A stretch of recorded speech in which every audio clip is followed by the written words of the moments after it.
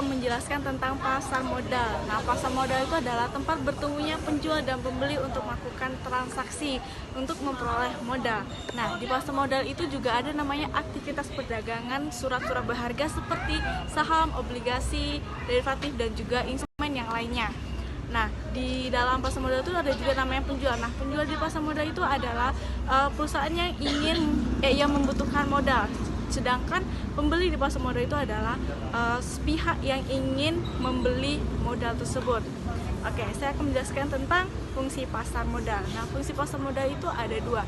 Yang pertama sebagai lembaga perantara, yang kedua adalah menciptakan alokasi dana, karena dengan adanya pasar modal, maka pihak yang berkelebihan dana atau investor akan memberikan investasi yang lebih besar kepada investasi yang memberikan return yang optimal.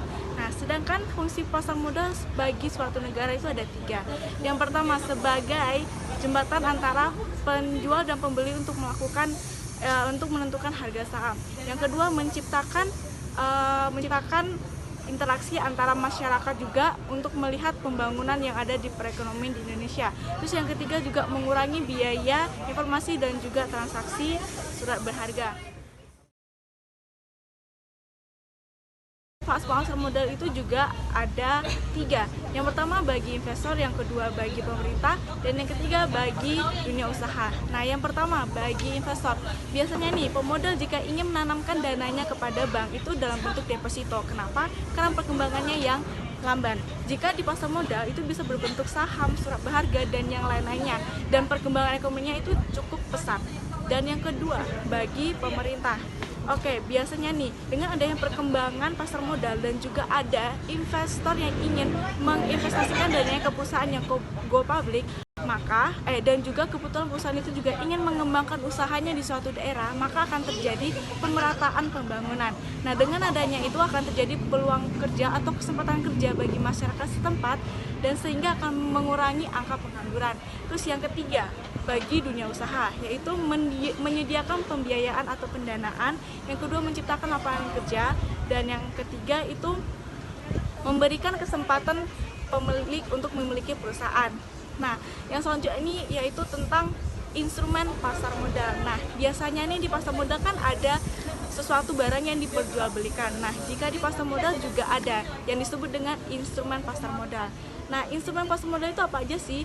Ada beberapa instrumennya. Yang pertama saham, obligasi, dan juga derivatif, dan juga instrumen yang lainnya. Nah, untuk penjelasan lebih lanjut akan dijelaskan oleh teman-teman saya.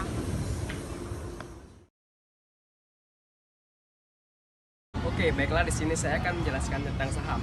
Salah satu instrumen pasar modal yang umumnya dijual di pasar modal atau bursa efek adalah saham. Nah, saham adalah salah satu bentuk penyertaan modal terhadap satu perusahaan atau perseroan terbatas. Nah, saham ini merupakan bentuk kepemilikan. Nah, yang artinya si pemegang saham tersebut merupakan pemilik perusahaan tersebut. Semakin besar saham yang dimilikinya, maka semakin besar pula kekuasaannya di dalam perusahaan tersebut. Oke, selanjutnya yaitu dua jenis saham. Yang pertama itu saham preferen, yang kedua itu saham biasa. Oke, yang pertama itu saham preferen. Saham preferen adalah karakteristik gabungan dari antara saham biasa dengan obligasi. Yang kedua itu saham biasa. Saham biasa di antara produk yang ditawarkan di dalam bursa efek, saham biasa merupakan produk yang paling dikenal dengan masyarakat karena saham ini merupakan paling banyak menarik keuntungan di dalam masyarakat. Manfaat saham itu mempunyai tiga. Yang pertama itu dividen. Dividen itu pendapatan perusahaan yang dibagikan kepada pemilik saham beberapa persen setiap bulannya. Nah, pemilik saham itu akan mendapatkan gaji dari perusahaan tersebut. Yang kedua itu ada capital gain. Capital gain itu adalah nilai saham yang meningkat. Misalnya, dari kita yang membeli saham seharga minim, saat itu perusahaan tersebut naik, maka nilai saham meningkat. Nah, di saat nilai saham meningkat, kita akan menjualkan saham tersebut. Di saat kita menjualkan saham tersebut, kita akan mendapatkan keuntungan dari yang kita beli kemarin. Yang ketiga, itu adalah manfaat non-finansial. Manfaat non-finansial itu misalnya di saat kita pengen memberhentikan seseorang, kita bisa, karena kita mempunyai hak di sana. Karena kita mempunyai saham yang kita bisa menerima seseorang atau kerabat kita bisa. Nah, itu adalah manfaat non finansial. Ada 3 nilai saham. Yang pertama itu nilai nominal. Nilai nominal adalah harga dari saham tersebut, berapa harga satu lotnya per saham.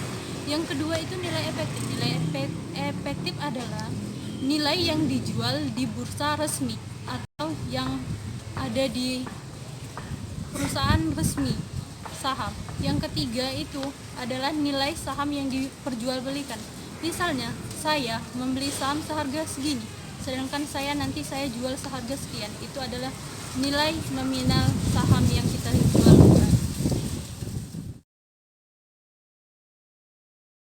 Apa itu obligasi? Obligasi merupakan suatu istilah dalam dunia keuangan.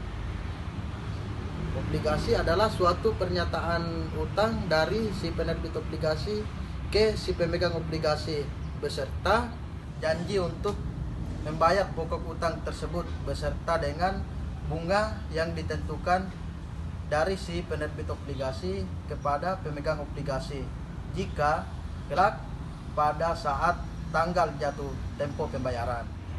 Contoh nih, ketika si pemerintah tersebut ingin membangun jalan misalkan atau jembatan, namun si pemerintah tersebut tidak mempunyai cukup modal. Kemudian si pemerintah tersebut menerbitkan obligasi untuk menjual ke investor demi kelangsungan pembangunan tersebut. Demikianlah penjelasan singkat tentang obligasi. Nah, mungkin itu dari saya. Terima kasih. Baiklah, di sini saya akan menjelaskan tentang derivatif. Apa itu derivatif? Derivatif adalah sebuah kontrak bilateral atau perjanjian penukar pembayaran yang nilai diturunkan atau sebuah produk yang menjadi acuan pokok atau juga bisa disebut dengan produk turunan. Jenis-jenis kontrak derivatif terbagi menjadi 2. Yang pertama, derivatif yang ditransaksikan, yaitu merupakan kontrak bilateral yang dilakukan di luar bursa tanpa menggunakan pialang. Terus yang kedua, derivatif yang diperdagangkan, yaitu kontrak diperdagangkan pada bursa perdagangan khusus atau bursa lainnya. Penggunaan derivatif ada 2. Yang pertama, derivatif asuransi dan lindung nilai, yaitu sebagai alat mengalihkan risiko. Sedangkan yang kedua, spekulasi dan arbitrasi, yaitu sebagai memanfaatkan perbedaan acuan satu dengan acuan lainnya. Oke, sekian penjelasan dari kelompok kami. Salam dan bahagia. Tapi jangan lupa like, comment, and Subscribe. Asia.